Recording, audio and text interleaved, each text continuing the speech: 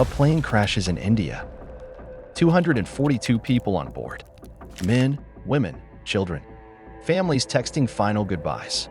A booming sound shakes the ground. Within seconds, fire engulfs the wreckage. Screams pierce the air. And then, one man crawls out, alive.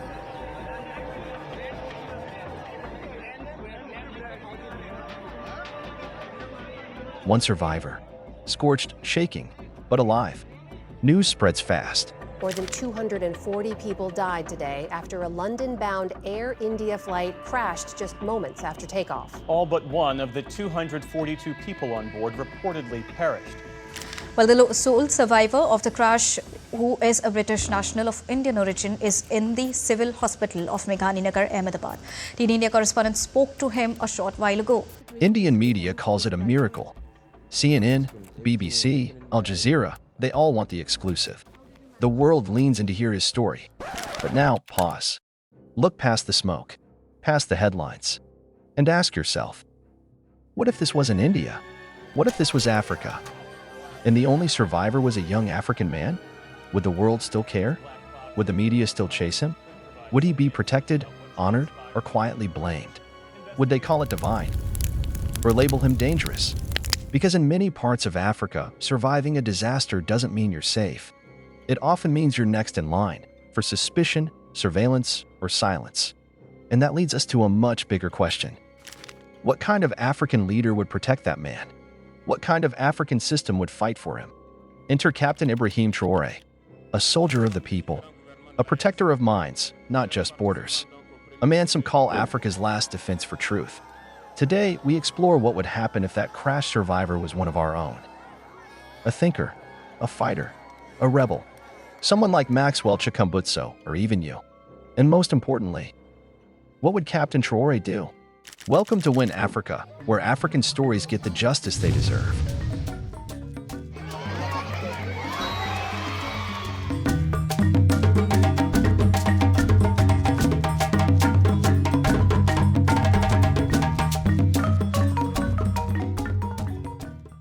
The year is 2025.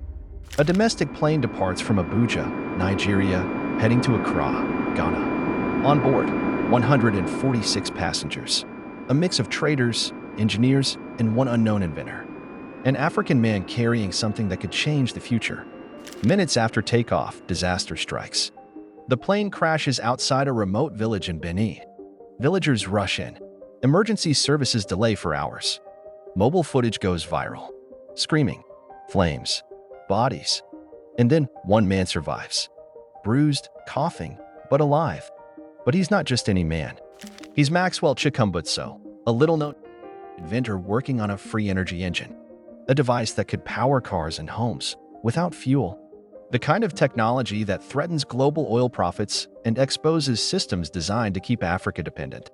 Suddenly, whispers begin. Who is this man? What was he carrying? Was this really an accident? The media doesn't dig. Local authorities cordon off the area. His prototype? Gone. And just days later, the survivor vanishes. No press coverage. No interviews. No justice. Sounds fictional, right? But in reality, Maxwell Chikumbutso, who once traveled to the United States, was reportedly poisoned, along with a close friend, while trying to patent his self-powering device. We were poisoned at that time. Dr. Teddy didn't make it. He died in January 2017. I survived by the grace of God. A device that could run cars, TVs, electronic gadgets, and home appliances without any external fuel. His friend died. Maxwell barely survived. And yet, no Western media covered the story. No headlines. No outrage. Instead, he was branded a fraud, threatened with arrest, silenced. And to this day, no African government has stepped forward to fund his invention, protect him, or bring the product to market. But what if things were different? What if this had happened under the watch of Captain Ibrahim Traoré? Burkina Faso's Captain Ibrahim Traoré has made one thing clear. Africa must protect her visionaries, or remain trapped in the visions of others. In his Africa, Maxwell Chikumbutso wouldn't disappear.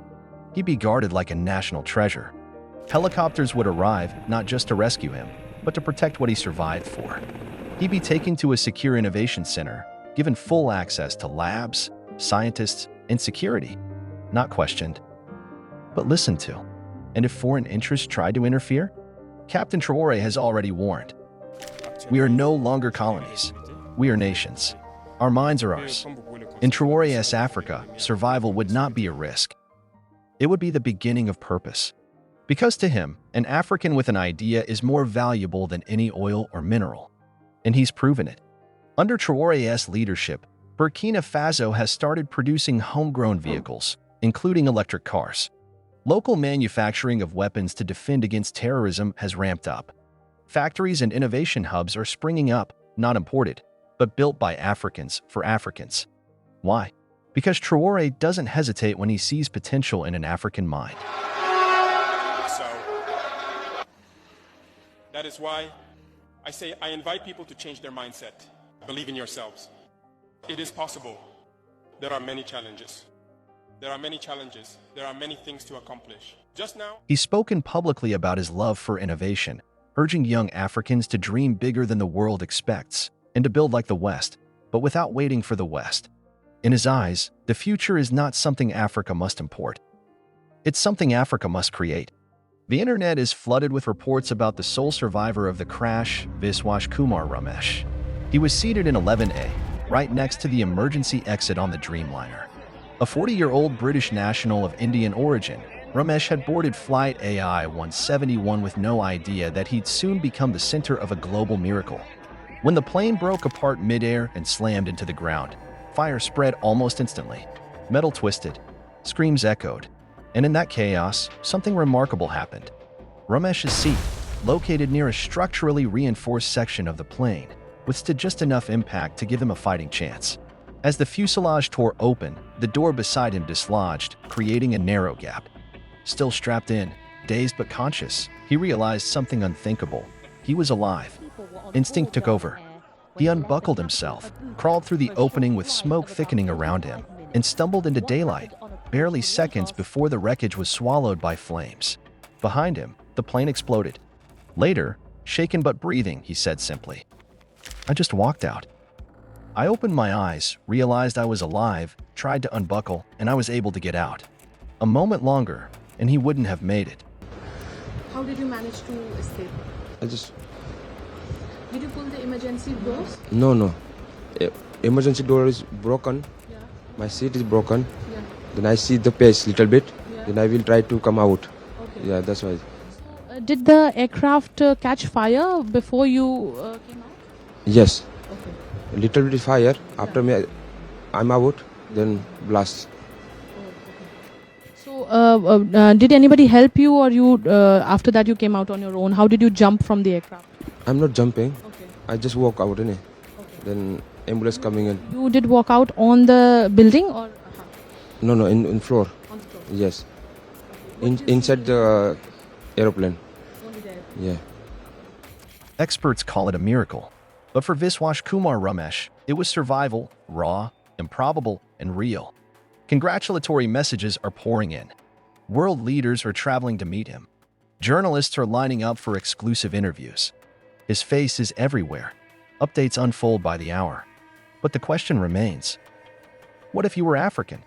Would he be celebrated or accused? Would he be honored as a miracle or arrested as a suspect? Would his survival spark hope or headlines about sabotage? In Africa, he might be labeled the mastermind. Interrogated instead of embraced. Silenced instead of supported.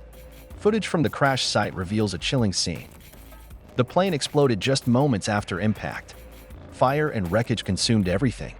Yet the survivor claims. He opened his eyes, realized he was still breathing, then walked away from the shattered aircraft. Seconds before it exploded behind him. It sounds like a Hollywood script. Too surreal to believe. But maybe that's the point. When the story doesn't fit the system, it's easier to call it fiction than to face the truth about whose lives and ideas truly matter. If Maxwell Chikumbutso survived the assassination attempt and Captain Traore stepped in, not just to protect his life, but to amplify his mission, it would send a message louder than any political speech. Africa is watching. Africa is rising. And we protect our own. Traore wouldn't just offer protection. He'd create a platform. Imagine a national broadcast introducing Maxwell Chikumbutso's invention. funding from Pan-African alliances, protection units formed not just for borders, but for brains. Children in schools learning about African heroes not from centuries ago, but from today. It would show the world that Africa no longer buries its geniuses. It builds them. But now, let's get honest. Let's not pretend every African leader would respond like Captain Traore. Some would be too afraid of international pressure. Some would call it conspiracy. Some would take the survivor into custody, not to protect, but to control. And sadly, history proves it. Inventors silenced. Whistleblowers missing. Innovators pushed into exile. In some places, surviving that crash would be the beginning of a nightmare. Not because of the crash, but because of the system waiting on the other side.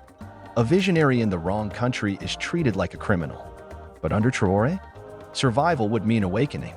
So the next time you hear of a plane crash, the next time you see one man survive, don't just ask, how did he make it out? Ask, what if he was African? Would we protect him or lose him? Because the real tragedy isn't the fall. It's what we fail to rise from. And in Traore's Africa, we don't bury miracles, we defend them. Don't forget to subscribe, like, and share.